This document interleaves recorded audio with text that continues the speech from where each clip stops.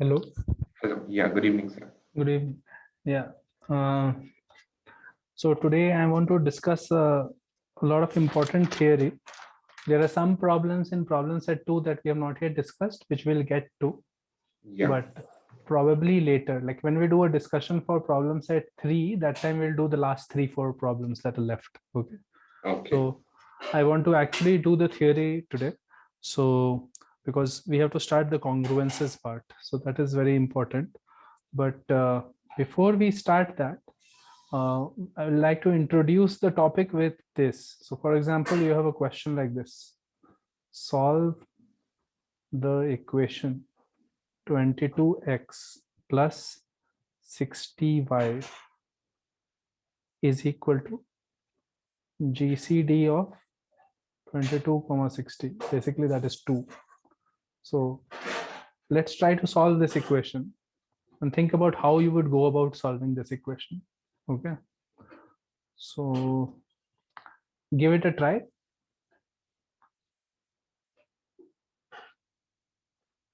22x plus 60y is equal to 2, right?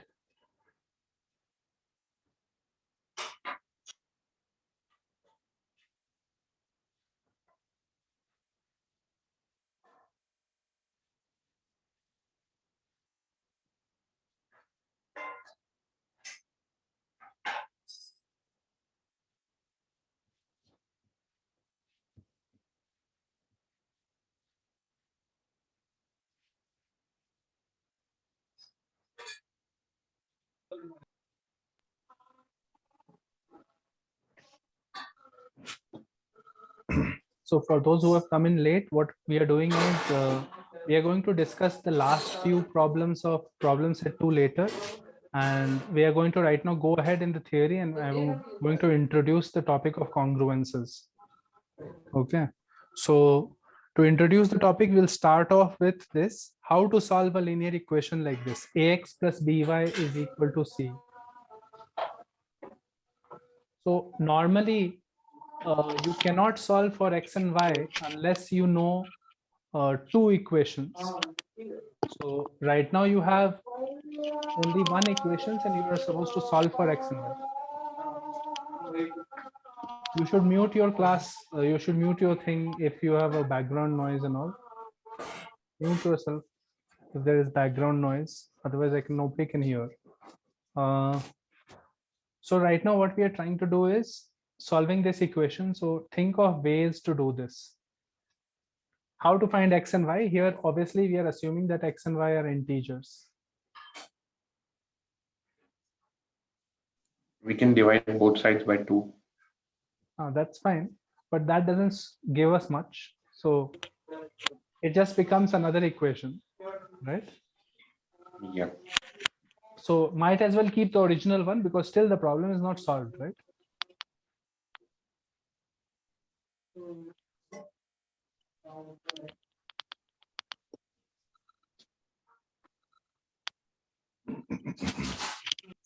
So here the idea is think of the problem set 2 or problem set 1. I think there was one question where I asked you to find numbers such that you can get 2 as a linear combination of 22 and 60, right? Yeah. There was a question which said, "Ki find out how can you represent 2 as a linear combination of 22 and 60." So basically the way you would do that is applying Euclid's division lemma in reverse. Yeah, again and again. Right? In reverse, basically. You'll have to go back to. So what I will tell you is this here: 60 can be written as 2 into 22 plus 16, and then I'll apply on 22 and 16. So 22 can be written as 1 into 16 plus 6, right? And then on 16 and 6. So 16 can be written as 2 into 6 plus 4, and then 6 can be written as 1 into 4 plus 2, and finally 4 can be written as 2 into 2 plus 0, right? So the last non-zero remainder, which is 2, is the GCD. this is basically applying Euclid's division lemma, right? Now, Yeah. what I want to do is somehow get 2 as a linear combination of 22 and 60. So how will we do that? What we will do is we'll start off with the first remainder. So 16 can be written as 60 minus 2 into 22, right? Correct. We can start from the bottom as well, right? 4 is equal to 6 minus 2. It is more convenient if you start from the top, it's fine. Anyway, you can do, but it will be easier if you do like this. So then you can do 16, 6 is equal to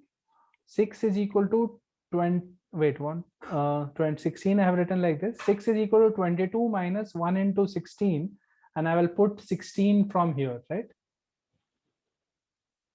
So this is 22 minus 60 minus 2 into 22, right? So 6 becomes 3 into 22 minus 1 into 60, right? Correct. Everyone is understanding what is happening, no? Yeah. Yes. Now I'll write 4 as 16 minus 2 into 6, and I'll use the 6 from here. So I will do 16 minus 2 into 6 will become 6 into 22 plus 2 into 60, right? Right. And 16 can be written as 60 minus 2 into 22, right? 60 minus 2 into 22. So, okay, wait, I feel like I made some mistake somewhere.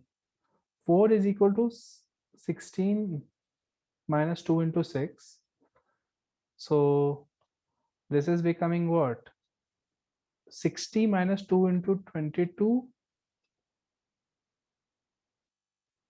60 minus 2 into 22 minus 6 into 22 plus 2 into 60. It's correct only. It is 3 into 60 minus 8 into 22, right? Correct. Notice that this is 180 minus 176, right? This is correct. Yeah. So 4 has become 3 into 60 minus 8 into 22. So now the last step, we just have to get 2 now, right? So 2 is equal to 6 minus 1 into 4. And 6 was what? 3 into 22 minus 1 into 60. 3 into 22 minus 1 into 60 minus 4. So which becomes minus 3 into 60 plus 8 into 22, right? So we get the answer 11 into 22 minus 4 into 60, right? Is 2, right? Correct. Yeah. So then x is 11 and y is equal to minus 4 is a solution for this equation we have found. Does it make sense what we have done just now? Yeah. So basically what we have solved is this equation ax plus by is equal to c, and we have solved this where c was right now c was GCD of a and b, right? Yeah, by Bezout's theorem. C was GCD of a and b, and then we did Euclid's division lemma, and we were able to express the GCD in terms of the numbers themselves, like by doing by going backward in Euclid's division lemma, right? And that is how we have solved this equation with 2 unknowns, right? So what about this equation in general, right? Let's not take any values right now, and let's think about this equation in general. So when does it have a solution in integers? When does it have a solution in integers x and y?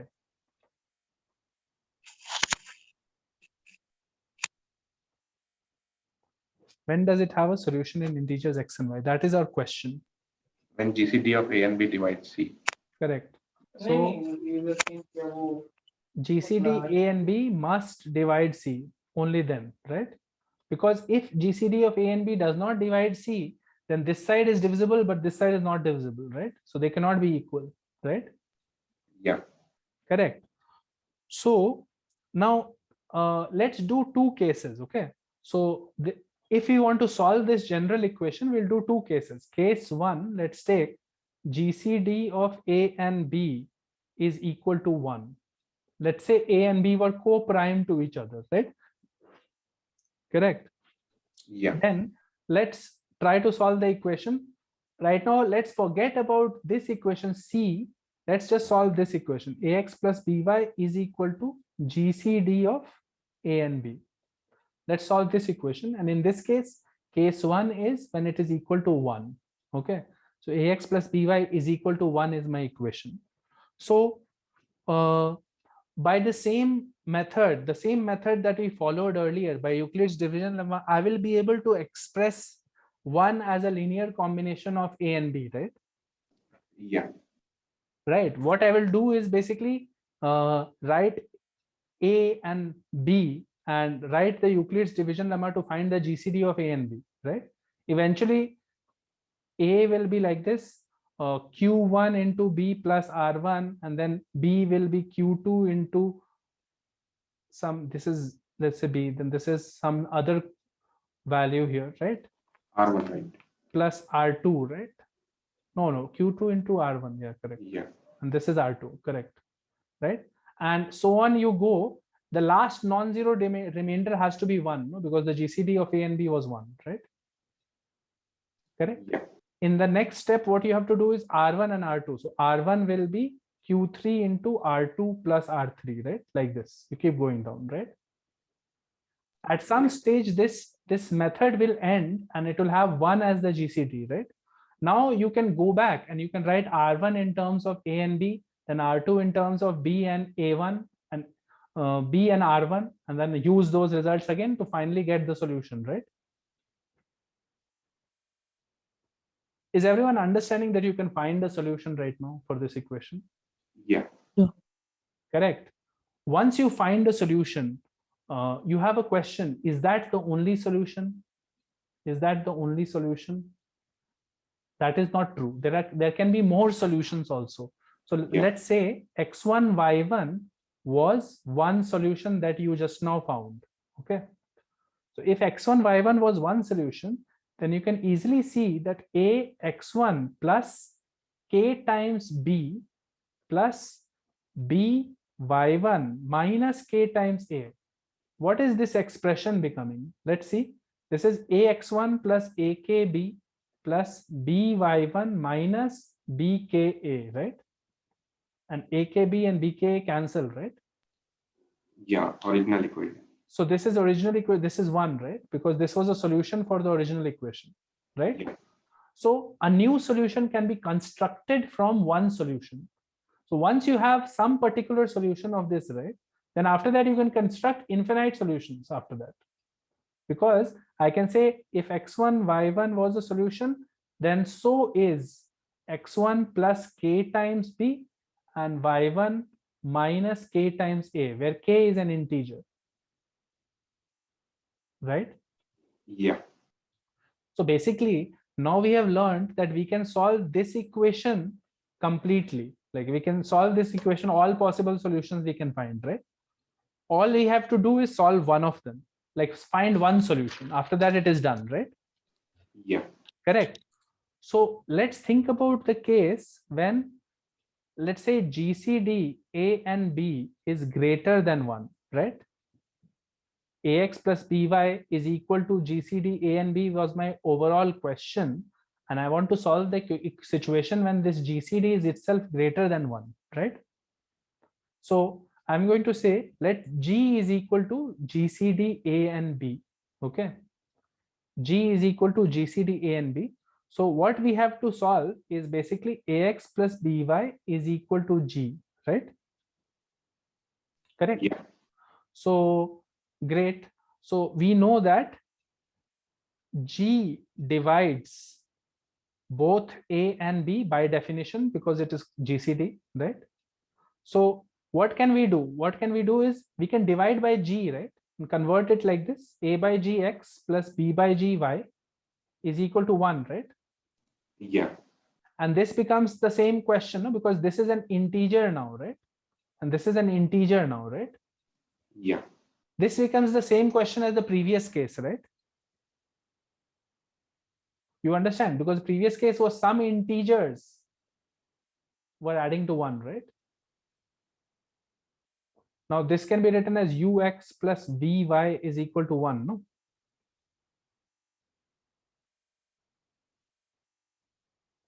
Can everyone see that the same method will apply here now for u and v, right? Yes. And you will find the solution for this x1 v1, right? x1 y1, right? By the same Euclid's division lemma, right? And later what you can do is construct the general solution by saying x1 plus k times v. So v is b by g, comma y1 minus k times a, and a is a by g, right? Yeah. These are all the solutions possible for this equation, right? Correct. Yes. So if I want to convert those solutions to solutions of this equation, I just have to multiply each solution by g, right? Solutions of this equation will be g times lesser than solutions of this equation, no? Yeah. So my answer will be simply gx1 plus kb, comma gy1 minus ka, right? Makes sense? Yes. Okay. So this gives us a theorem, and I will just write down the result. So this is a general way to solve a linear equation in two variables, right? I will just write down the theorem. You guys also make a note of it. We have just now found a way to solve the equation in all possible cases. Okay. So I will just write it down.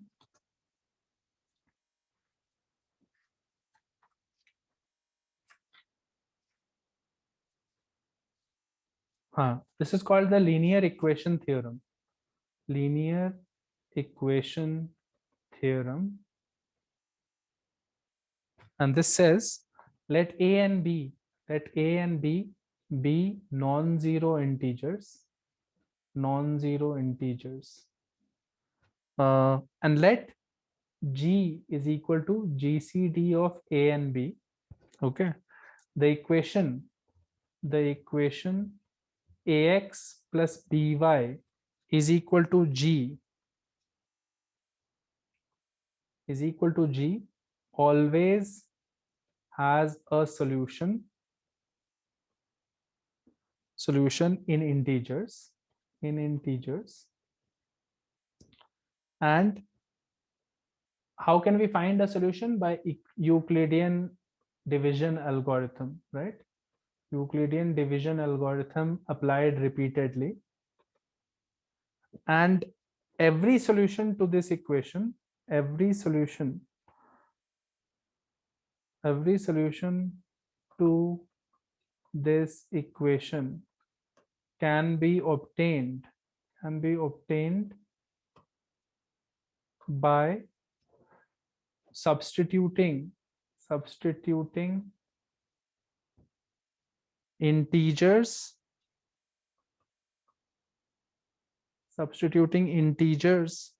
k into the formula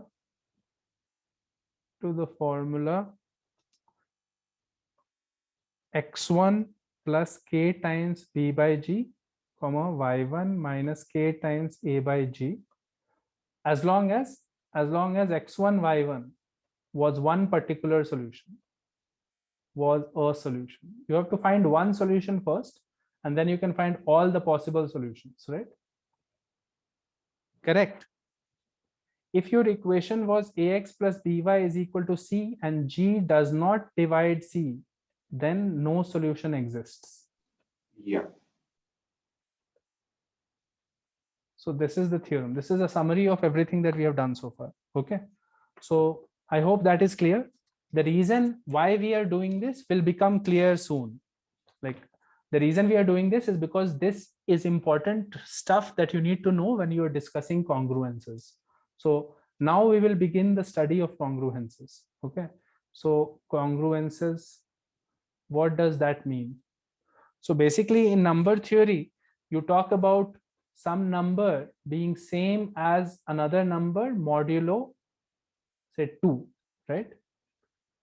A is equal to B modulo 2, or A is equal to B modulo C. By definition, it means that a minus b is divisible by c. Okay, this is the definition. So the reason we use congruences is because instead of it simplifies calculations a lot, and we'll see the examples of that very soon. So what can we say here? If a minus b is divisible by c, we can say that a minus b is equal to some k times c, right? Yeah. Right. So that is the meaning here. So notice that this becomes a minus kc is equal to b, right? It is also looking like an equation only, right? Yeah. A minus kc is equal to b. This looks like a linear equation, right? And this is the congruence definition. So we will see a connection very soon. So let's take some examples. And for example, if you are given a question like this, x plus 12 is congruent to 5 modulo 8, right? What does this mean? Find x, suppose somebody is asking. What does this mean? So apply the definition. So think about what this means. This means that x plus 12 minus 5 is divisible by 8, right? Correct? By definition, right? So you have x plus 7 is equal to 8k, right? Yeah. So x plus 7 is equal to 8k. So x is what kind of number? It is 8k minus 7, right? Yeah. So x can actually be written as, if you divide 8k minus 7 by 8, what is the remainder? X can actually be written as minus 7 mod 8. Yeah. Is everyone following what I'm saying here? Everyone Yes. should understand, right? X, if you divide x is equal to 8k minus 7 by 8, you get remainder minus 7. No? So x can be written as minus 7 mod 8. Or think about it, this can be 1. written as 8k plus 1, right? 8k plus 8 or 8k minus 1 actually. 8k minus 1 plus 1. See?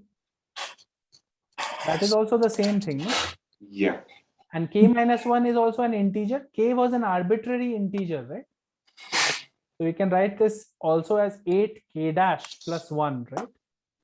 Where k dash is k minus 1, right? Yes. So basically, this is also the same thing as 1 mod 8, because it also leaves the remainder 1. No? Any number that leaves remainder 1 when divided by 8 will also leave remainder minus 7, right? Yeah. Like you can say that 17, if you divide by 8, you get remainder 1. But you can also think of 17 as 3 into 8 minus 7, right? Yeah. So the idea is fairly clear. Let's do a few more examples of congruences so that we are familiar with the stuff. So let's say you have to find x again. 4x is equal to 3 mod equivalent to 3 mod 19. So you have to find x here, okay? Think about it. What will you do now?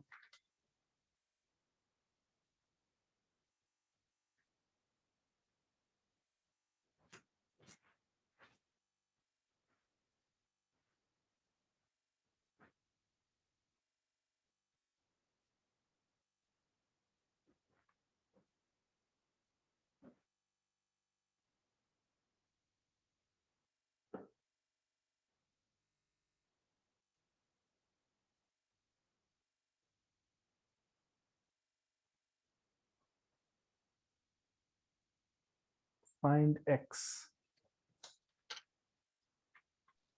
19k plus 3 by 4. But that is, we want to find x as an integer, right? We are talking about integer solutions here, okay? Okay. So obviously it will be that, but you have to think of when will it be an integer, some integer for which that is true, right? So one way is to simply try, right? K is equal to 1, k is equal to 2, right? And so on. K can be any integer. But how are we thinking here? So 4x minus 3 is 19K, right? Correct. Yeah. So that way you got this, right? So another way to think of this would be multiply both sides by 5, right? So for example, if you multiply both sides by 5, first of all, is it equivalent to say A is equal to B mod C? Does that imply that AC, AD is equivalent to BD mod C? Let's first know whether we can multiply or not, right? Yes. So Yeah. we can multiply, but let's see if it is equivalent thing, right? So here that means A minus B is equal to CK. And here, what does it mean? AD minus BD is equal to CL, right? Some integer. So Yeah. this means D common A minus B is equal to CL. But because A minus B is CK, we can write this as CK D. And K is an integer and D is an integer, right? So KD can be called as L, right? So it is becoming CL, no? Yeah. You understand? By assuming this, we can prove that AD minus BD is becoming KCD, right? And C into KD, K is an integer and D is an integer, right? So this can be called as a new L, right? So therefore, we have proved that AD minus BD is CL, right? So definitely this step is possible. You can do this, right? Is everyone following? I'm saying when you have A congruent to B mod C, I can multiply both sides of the congruence by the same integer. Yes. And AD will be congruent to BD mod C. So if I multiply here by 5, see what happens. 20x is congruent to 15 mod 19, right? Correct. Yes. 20x is congruent to 15 mod 19. But we know that 20 is equal to 1 mod 19. Yes. 1 mod 19, no, 20. So Yes. x is an integer. So if you have x is equal to something mod 19, I don't know, right? I don't know, x is some integer, it is equal to something mod 19. Then I can multiply these two and I will get 20x is equal to 1 into that something mod 19, right? Yeah. Right. And what are we getting actually? 15, right? That something must be 15 then, no? X must be 15 mod 19, right? Yeah. Then only we will get this, no? 20x is equal to 15 mod 19. Because 20 is 1 mod 19, right? On the other hand, you can also solve it like this. So how will we get x is 15 here? So what is the k value that fits? See, k is equal to 3 will immediately give you an integer, no?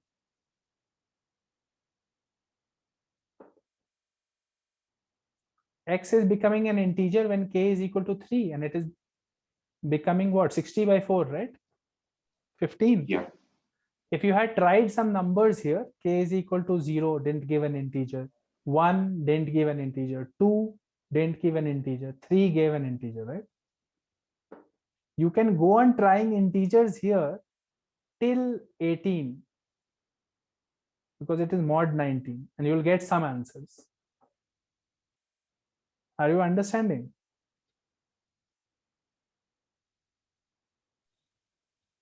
You could have gotten the answer from your earlier method also by trying out different values of k.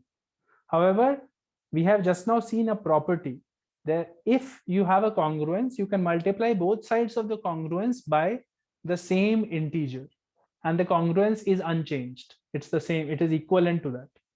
So what we did here was utilize that property because 20x was, we know 1 mod 19 and x we know unknown mod 19, u. So 20x should be equal to u mod 19 and we have 20x equal to 15 mod 19. So u must be 15. I hope this is clear. So that's why we multiplied it by 3, or I mean 5. That's why we multiplied by 5, because I want to get a 20 somehow, right? Okay. And I mean, I want to get a 20 somehow because 20 is a nice property, 1 mod 19, right? Yeah. And there we have 4x, right? And 4x is, the question had 4x is 3 mod 19. So if I want to find x, I have to somehow basically get rid of this thing, right? I can Yeah. only get rid of this thing by multiplication if it is 1 mod something. So that's why I multiplied by 5 first. So even -1 can work. -1 is simply 18 mod 19. So -1, don't do minus unnecessarily, right? Okay. Yeah. -1 is simply 18, right? Don't do minus unless absolutely necessary, right? Okay. Okay, so let's try to solve another one. Let's see, x square plus 2x minus 1 is congruent to 0 mod 7. We have to solve this, okay? We have to find the x values for which this works. So if you cannot think of any tricks, right? If you cannot think of any tricks, you can still do this. So if I have a question where it is mod 7, right? I can check values of x from 0, 1, 2, 3 till 6. Right? Because after that checking is pointless, right? The next one will give the same thing because it is still mod 7. So let's check some values. What is this? 0, if I put, what happens? 0 plus 0, -1, it is coming, right? -1 is not 0 mod 7, no? Put Yeah. x is equal to 0, the left hand side becomes -1. -1 is not 0 mod 7, correct? So Yeah. that didn't work, right? And let's say x is equal to 1, you put. It becomes 2. 2 is also not 0 mod 7. Yeah. X is equal to 2. That becomes 4 plus 4, 8 minus 1, 7. And 7 is actually Yeah. 0 mod 7, right? Yeah, that's it. So 2 is one solution. You might get multiple solutions. So you can try till 6, you can try, right? Hello, sir. Hello? Yeah. X is 7k plus 1. X is 7k plus 1. No? Can yes, sir. It's satisfying because oh yeah, 7k sorry, plus I 1 took doesn't satisfy. x square plus 2x. I took x square minus 2x plus 1. 1 doesn't satisfy this, no? 1 Yes, that's my mistake. yeah. So you can check some values and you will get a equation that satisfies here, right? Now what I want to discuss is whether A is equal to B mod C and C is equal to, no, not C, D is equal to E mod C implies A plus minus D is congruent to B plus minus E mod C. This is mod C also, right? So we have this and this. Can we add and subtract some stuff across a congruence, right? Yeah. So wait, that will be wrong. No, I have to add and subtract the same thing, I think. Yes. Let me just check this. So this means what? This means A minus B is equal to K1C. And this means D minus E is equal to K2C, right? And A plus D, okay, A plus D minus B plus E, right, will be equal to, adding these two, it will be K1 plus K2 into C, right? So definitely it is working out, right? Yeah. What we are getting is A plus D, if forget about the minus for a moment, A plus D is equal to B plus E mod C. Yeah. This statement is equivalent to this, no? Makes sense. So if you have two congruences with the same modulo, right, then you can add the left hand side and right hand side as if it's a simple equation. Yeah. Right? In a similar way, we can prove that A minus D will also be B minus E mod C. correct? Because Yes. k1 plus k2 will be an integer, that is k3, let's say, right? So these properties are fine. So multiplication we have already seen. If a is equal to b mod c, both sides I can multiply by an integer. That is also true. Yeah. Division is not true. So right now we are not discussing division. Okay. So plus minus, the both work. Multiplication works according to normal rules. Division right now we are not discussing. Okay. Is not true in general. So now we come to the next part of the theory, which is about, suppose, so far we have seen several examples where we have tried to solve a recurrence, a congruence, right? So suppose you have to solve a general congruence. You have to solve a general congruence like this. AX is congruent to C mod M. Okay. And the question is saying find X. Correct. So how do we go about doing this? So by definition, what does this mean? This means that AX minus C, M is going to divide that, right? M divides AX minus C. Yeah. So therefore that implies that AX minus C will be equal to M times Y, right? Where Y is an integer, right? Correct. Yes. Y is an integer. So now look at it. This has started looking like the old thing that we saw, right? AX minus my is equal to C, right? Yeah. Y is an Yes. integer, and we have to find X also an integer, right? And A and M are obviously integers. Everything here is an integer. And this looks like an equation that we have to solve. Linear equation in two variables, right? X and Y. Yes. Yeah. Ultimately, what we want is only the first answer of that solution, right? X comma Y solution, when we find, we want only the first answer because we want to find for X, right? We don't care about the Y value actually, right? So if it is a linear equation in two variables, AX minus my is equal to C, right?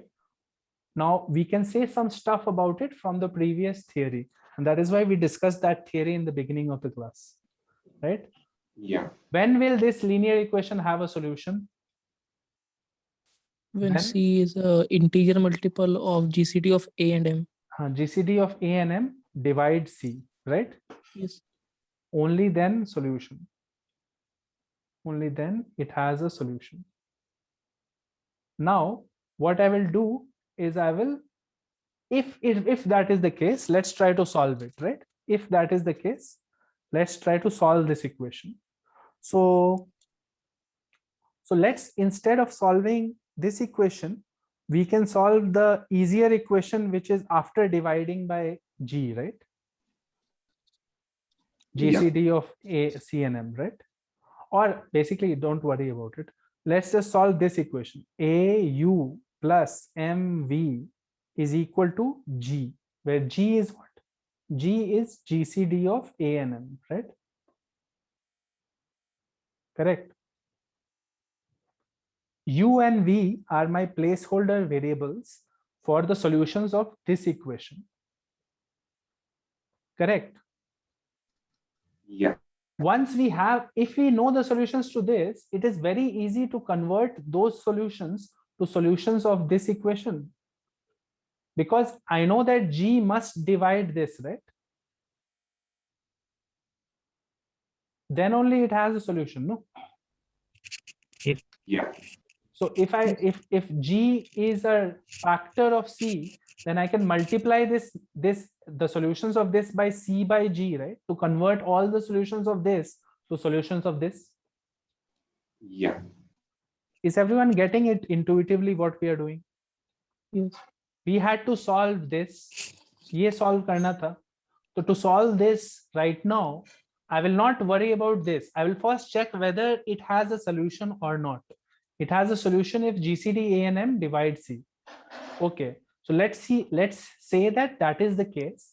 Then don't worry about this original equation. Just solve the basic equation A unknown plus M unknown is equal to G, where G is the GCD of A and M, right? And we know all the methods by linear equation theorem. We know how to solve this particular one, right? Correct? And we'll get some U naught and V naught, which will come out as the answers of this equation, right? Correct? Yes. So general answers to this equation will be what? U naught minus K times V and V naught. No, not K times V. It is K times M and V naught plus K times A, right? Correct? Yes. Everyone understands how we go from U naught V naught to this? Yeah. If U naught V naught satisfies this, obviously this will satisfy also this, right? Yes. Yeah. Okay. So this is the general solutions where K can be any integer. K can be any integer here. Now we have already solved this basic equation. So I just have to multiply it by suitable factors to make it look like this equation, right? Correct. Yes. Yeah. Multiply it by C by G throughout, and you will get C here this side, right? Correct. So all the solutions you multiply by C by G and all, right? Yes. Yes. Makes sense. So we will do it by an example. So we'll do it by an example, and the example is this. Two questions. 943x is congruent to 381 mod 2576. This is first question. Second question is 893x is congruent to 266 mod 2432. Okay. Now I want to find x in both of the questions. Let's think about how to find x in both of them. Okay.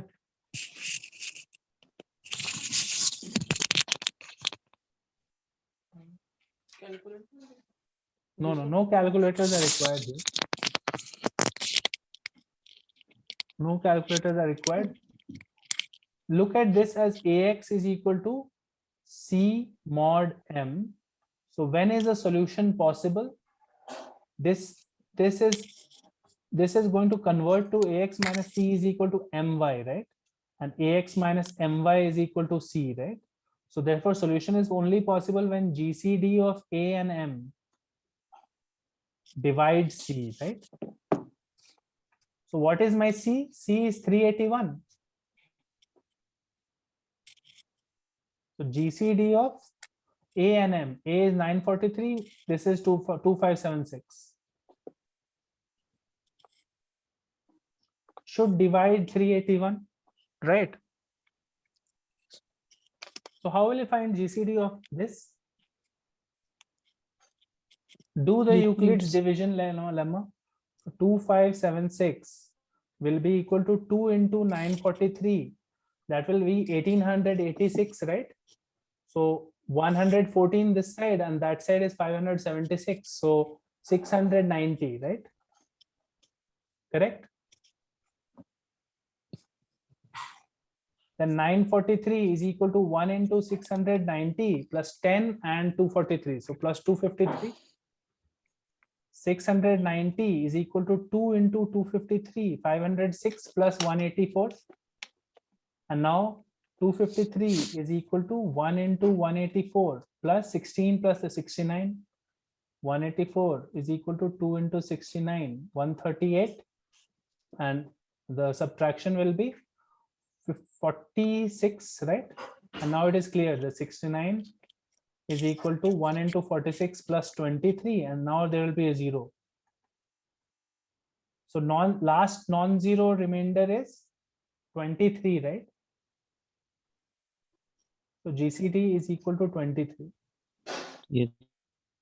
Everybody, you should be able to do this, otherwise everything is gone, right? You should be able to do this algorithm properly. So now check whether 23 divides 381 or not. 230 and 151. 151 doesn't divide, right? Doesn't divide. Makes sense. 161 would have Yes, divided, sir. right? Mm, right. 391 is divisible. So this has no solution, this first one. Correct? I Yeah. hope everyone is getting that. Now do the same process and try to find, solutions for this one. Second question. That one will be such that there will be solutions.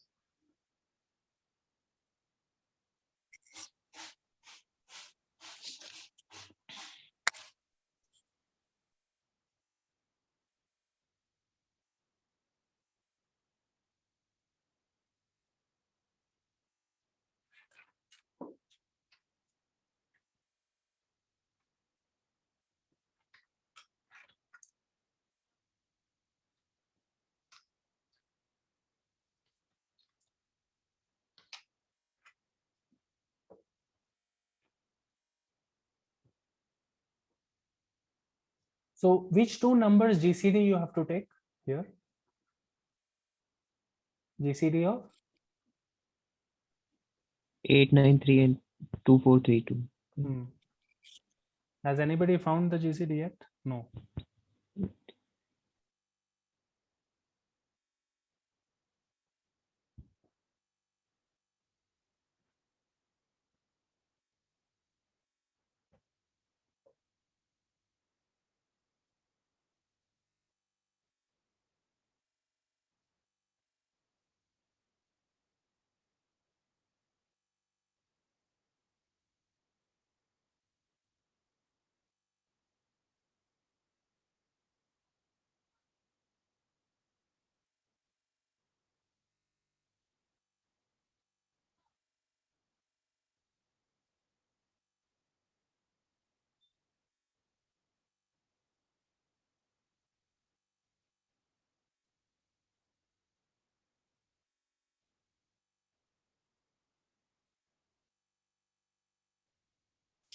Someone got the GCD? Yes, 19. 19 is correct. 19 is correct. So if you think about it now, this will also become an equation like this: ax minus my is equal to c. Mute yourself, guys, if there is noise in the background. Ax minus my is equal to c. This is my equation, and GCD of a and m, which is equal to 19. You can check that 19 divides c. C is equal to 266. So this equation definitely has roots. Here in this problem, my A is 893, my C is 266, and my M is 2432. And this equation definitely has roots. So what you should first try and solve is the equation where you don't solve for G, you don't solve for C, you should solve for ax minus my is equal to G, where G is the GCD, which is 19. First solve this. Okay. So what do we have here? 893x minus 2432y is equal to 19, right? So again, you have to solve this by Euclid's division lemma only. You have to find a linear combination of 893 and 2432, which can give you 19.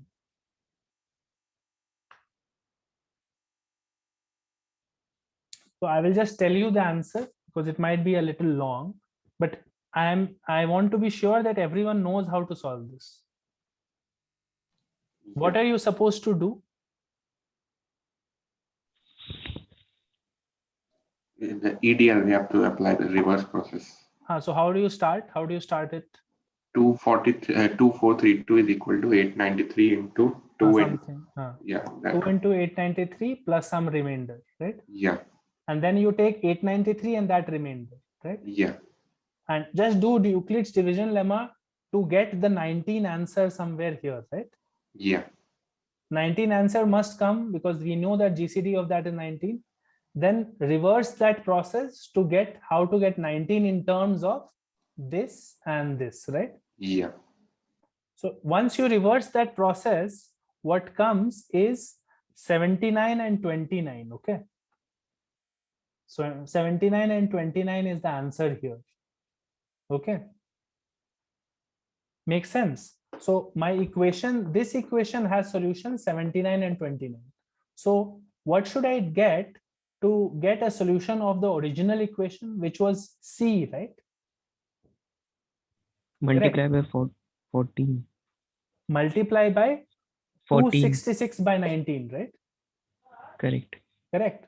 So I have to multiply by 266 by 19, whatever that is, 14, I think, yeah, right? So my solution will become what? One basic solution I immediately get, right? It will become 1106, 406, right? Yeah. So that is my answer to this equation, 1106, 406, right? And if I want to get new other answers also, all possible answers, right? One answer we have gotten, is everyone convinced by that? Yeah. Right? So if I want to get all possible answers, what you have to do is just add, take the first answer. This is my X, right? So take the first answer, 1106, and keep adding multiples of M by G. Now what was M? M was 2432 and G was 19, right? Yeah. So 1106 plus M by G and all the possible multiples. So this is actually 128. So 1106 plus 1 into 128 is one answer. Then 1106 plus 2 into 128 will be another answer. Okay. So you'll get different roots. So the things to remember here is this: AX is equal to C mod M. This is my original equation.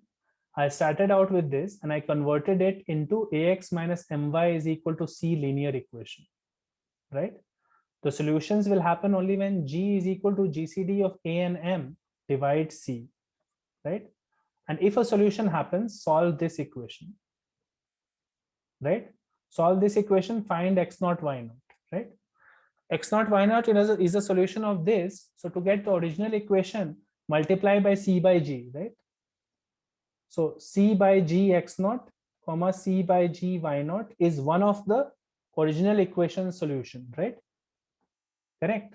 And if you want more answers, all possible answers, so C by G X naught plus K times M by G, where K is an integer, right? That is your all possible integers. Make sense? Yes, sir. This type of question would have been really hard to solve if you don't know the linear equation theorem and this theory of congruences. Like it is almost impossible to guess this answer, right? You would not have gotten 1106 by your own, right? So we will solve some problems in the problem set that will clarify this further. Right now we'll go to one particular theorem. It is called polynomial roots modulo P, where P is a prime theorem. But before we introduce that, I want to discuss something. So let's say we have an equation like this.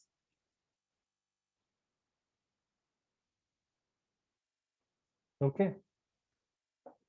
Let's say we have to find X in this equation. So why don't you check some values and tell me what are the possible answers that can come here? 2 is the obvious solution. Which one? 2. There are many solutions. Correct. See, 0 is also fitting. Correct. 2 is fitting. There is 3 also will fit. See? Yeah. And 5 also will fit. Sir, X is congruent to 0 comma 2 mod 3 X is congruent to 0 comma 2 mod 3. No, all because four. X is congruent to 3 comma 3 mod 6 is also fitting. No, put X is 3 mod 6 inside. sir, because the 2 is always dividing x square plus x. That's fine. I understand why, but why are you saying only that? Because if there exists a All four are solution, soluble. All four will work. yes, Are you understanding what I'm saying? You're saying one answer. I'm saying four answers are there. yes, sir. I'm saying the in general form that it must be of 3k plus 0 or 3k plus 2. Okay, fine. That's correct. But clearly, the way to do this question would have been to check all possible values till mod k minus 1. Yes, sir. You can check x is equal to 0, 1, 2, till 5 you can check. And you'll get these. If you check higher numbers, you'll get repeatedly same thing only. Okay. So Yes. what I want to stress on here is this is a equation, right? This is a quadratic equation type of situation. No? Looks like a quadratic equation, right? It's just that Yeah. you are doing a mod 6, right? So because of the mod 6, what has happened is this quadratic equation seems to have 4 roots, right? Right now I can make 4 types of numbers here. It is mod 6, there are 4 roots. It can be 6k, it can be 6k plus 2, it can be 6k plus 3, it can be 6k plus 5. All 4 types of numbers will satisfy this, right? Yeah. Right, great. So that violates the basic principle that we have learned in algebra before, that a quadratic equation should have 2 roots, right? Maximum, right? Yeah. So when we work in congruences and when we are working with respect to some mod, right? Then a quadratic could have more than 2 roots. A cubic could have more than 3 roots, and things like that can happen. Okay. So this is an example which just proves that this particular congruence has 4 roots, even though the degree of the polynomial was 2.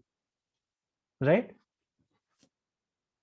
Now, Yeah. what we will do is, what does this theorem do? This theorem tells us very important thing, that if I take modulo some prime number p, where p is prime, okay? If I take modulo some prime number and I try to solve a polynomial equation, correct? In that case, our old results will work. Old results like what? Like a quadratic polynomial will have only 2 roots maximum. In that case, number of roots of the polynomial will be less than equal to the degree. If we take a modulo of p being a prime. So that is why what you were saying when you were saying modulo 3, right? Yes, sir. You were saying modulo 3. You should not have said modulo 3 because actually problem is modulo 6, right? Yes. But if the same question was given in modulo 3, right?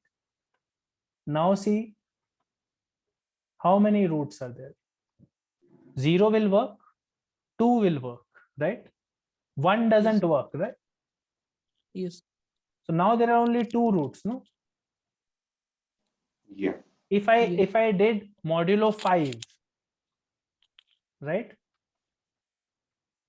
5 is also a prime number, right? Now see how much will work. 0 will work, 5 will work, nothing else should work. Check. No, but 0 and 5 are the same thing. 0 and 5 are the same thing, right? So that should not be there. So there should be one more which will work. Yes. 4 will work. 16 plus Yeah. 4, 20, right? Correct. But 3 will not work, 2 will not work, 1 will not work. You understand what is happening? Yeah. So what we just saw is same equation, same degree, but 4 roots when it was not prime, right? Right? And 2 roots when it was prime. Maximum 2 roots when it was prime, right?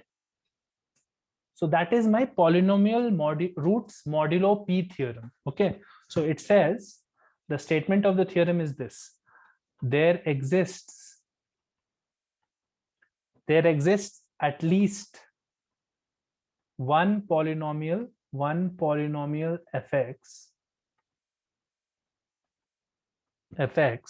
with integer coefficients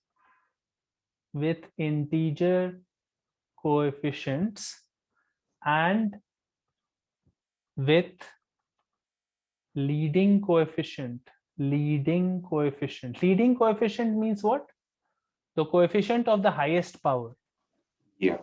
Okay. Leading coefficient not divisible by p such that, what is he saying? There exists at least one polynomial fx which has integer coefficients, and the first coefficient or highest degree coefficient is not divisible by p, such that the congruence fx is congruent to 0 mod p has, okay, I have not framed it properly. One second. I'll just frame it properly. The theorem says that polynomial roots modulo P theorem. It says that let P be a prime and let f of x be a polynomial. Looks like this: a naught x power d plus a1 x power d minus 1 plus so on till ad. It's a polynomial of what degree? D, right? Correct. Yeah. D is greater than equal to 1. All coefficients are integers. And one condition is there, that P does not divide a naught. Okay. P does not divide a naught. Then the equation fx is congruent to 0 mod P has at most D solutions. D incongruous solutions. So like different solutions. D different solutions. Okay. So this is the theorem. And what we will do is we'll prove it by contradiction. So what we will do is we will assume the opposite. Okay. Correct. Yeah. So how can we assume the opposite? We'll And it has assume more. we'll assume that there is a polynomial which is nice, which follows all the conditions of the statement here, but it has d plus 1 roots, right? Correct. Yeah. So let's say f of x, it will be the same type of polynomial. I'm just writing a polynomial a naught x d plus a1 x d minus 1 and a2 x d minus 2 and so on till ad, right? So I forgot to mention a very important point here. The point that will contradict is, we'll say that among all such polynomials, among all the polynomials which exist, which follow this property, right? Among all these polynomials, we are choosing the polynomial with the least degree. Fx is the one with the least degree.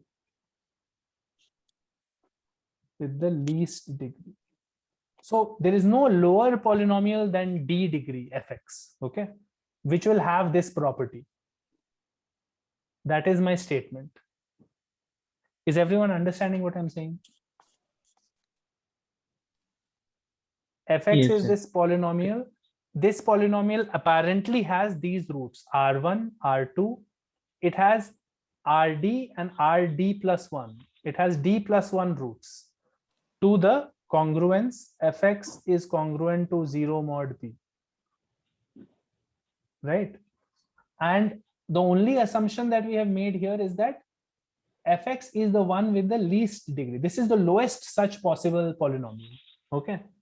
Now, what we will do here is just do it like this. So consider fx minus f of r. This is some r is some arbitrary value, nothing to do with the roots. Roots are what? R1, R2, R3 till Rd plus 1, right?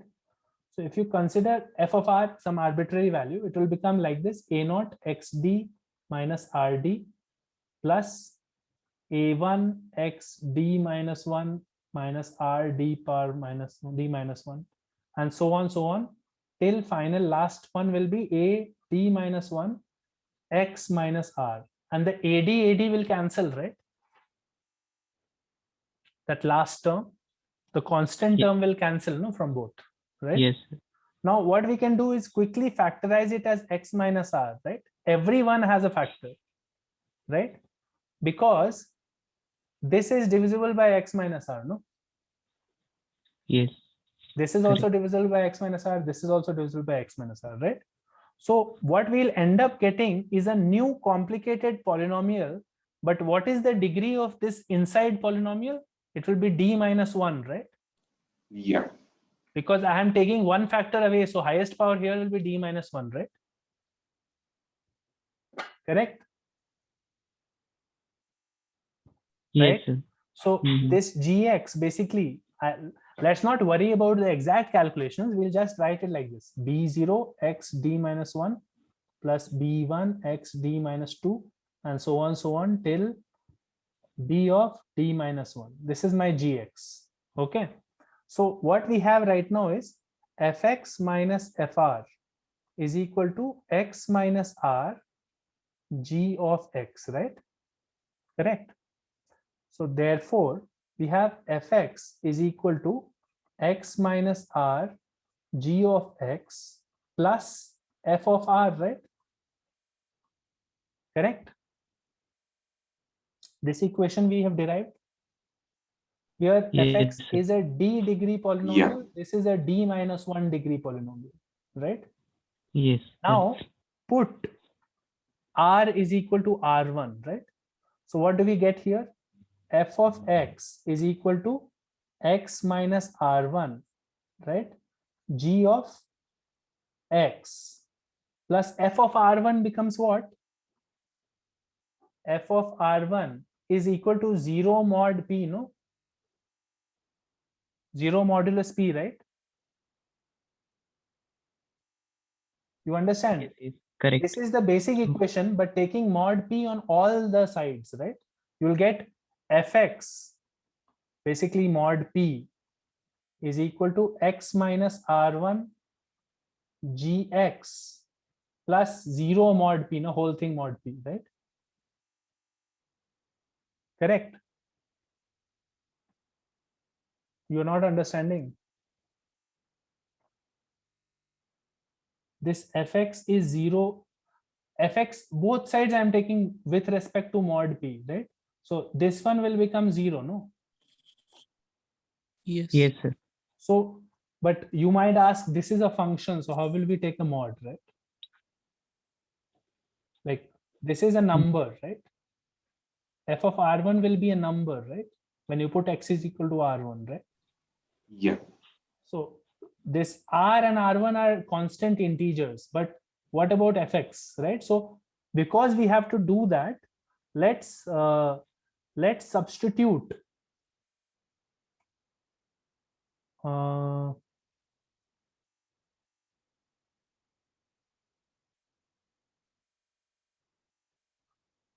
wait 1 second. We know that f of r1 is 0 mod p and fx is this. So correct. So now I will substitute, instead of x, I will put rk, where k is greater than equal to 2. Why am I putting k is greater than equal to 2? Because I want to ensure that it doesn't cancel this one. It is not R1, it is R2 or RK or anything, right?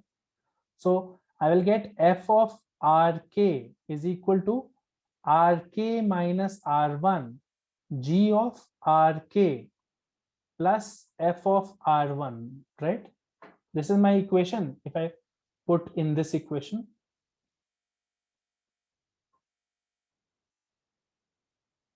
in this Yes, sir. equation, I have put x is equal to RK, that's all. And k is not equal to 1, right? So k can be from what to what value? K can be 2, 3, 4 till it can be RK was going up to d plus 1, right? Yes, Correct. sir. Yeah. Mhm. So there are total number of such terms is d, right? D terms, right? Yeah. Correct. So you're getting d different equations. D different equations if I write it in a list, right? This statement, right? Correct. Yeah. So basically what I can say is f of R2 should be equal to R2 minus R1 G of R2 plus what was the other one? F of R1, right? Correct. Right. The Yes. second Yes, sir. statement could be f of R3 is equal to R3 minus R1 G of R3 plus f of R1. And so on, I can write this till f of Rd plus 1 is equal to Rd plus 1 minus R1 G of Rd plus 1 G of Rd plus 1 plus f of R1. Now notice that in this equation, everything is a number, right? Now you don't have any Ye- issues with taking mod p, right, on everywhere. Yes, sir. You can take mod p, mod p, mod p everywhere. And we know that f of x is congruent to 0 mod p for what values of x? X can be R1, R2 till Rd plus 1, right? That is my assumption, right? Correct? Yeah. Yeah. So f of R1 will be 0 because it is a root of f of x, no? So this is 0, this is 0, 0 mod p. These are all 0, right? Correct? Right? Yes, sir. Yeah. Now we are getting 0 is equal to something non-zero, non-zero, non-zero multiplied by something, something, something, right? Right? Mhm. So what have we gotten? We have gotten how many equations here? D equations. From 2 to d plus 1. Right? We have gotten D equations and we have found that since all of these factors are non-zero, only this must be 0, this must be 0, this must be 0 mod p, right?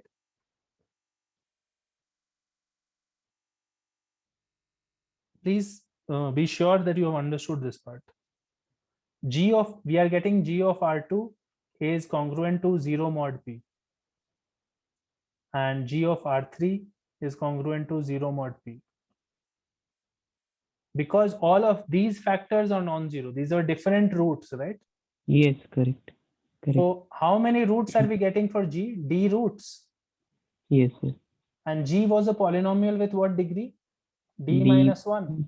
D Yes. minus 1. So we have gotten Gx is a lower degree polynomial that also satisfies this property, right? Yeah.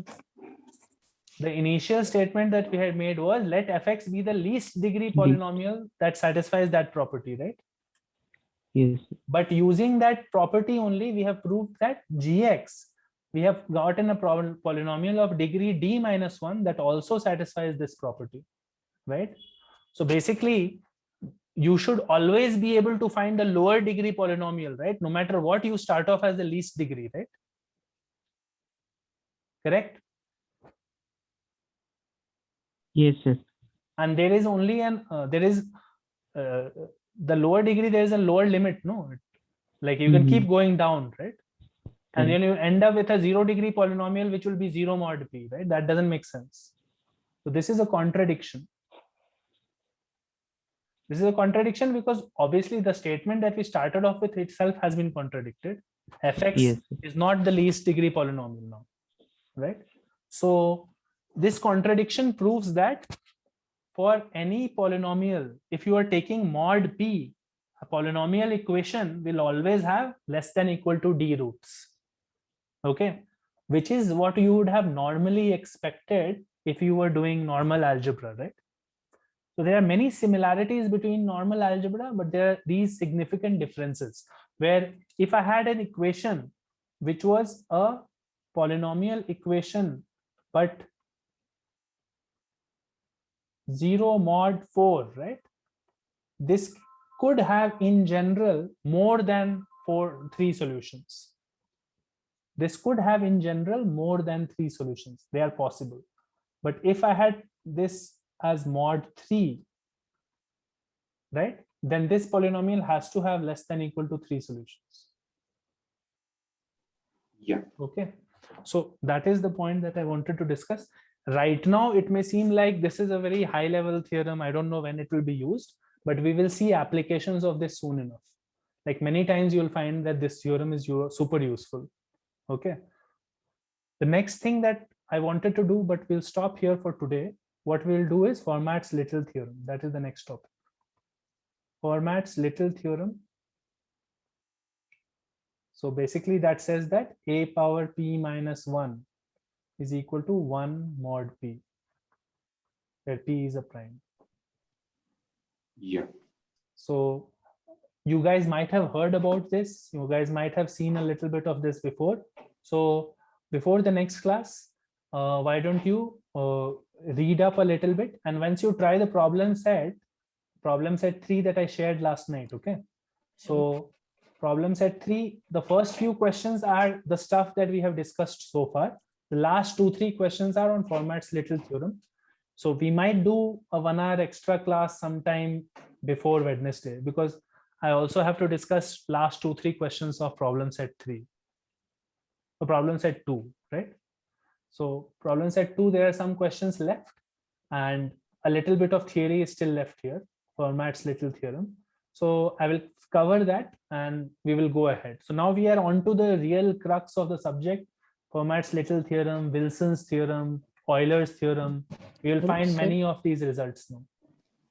Yeah. Okay. What are you saying? Someone is Hello, saying something? Sir, there has to be one more condition, that A is not equal to P. A is not equal to P. Yeah, obviously. Yeah. A is not equal to P is the question. A and P are co-prime, I think. That is the condition. Yes, sir. A and P are co-prime, no? Not Mhm. A is not equal to P, Yes. right? Both should not have common factors. That is the Yes. condition, no? That from Euler theorem. Right. So we'll discuss this. We'll discuss the proof and we'll go ahead. So the main parts are beginning now. So I will tell you when we'll have a 1 hour class, sometime maybe Saturday, not Saturday, Sunday, that is tomorrow only.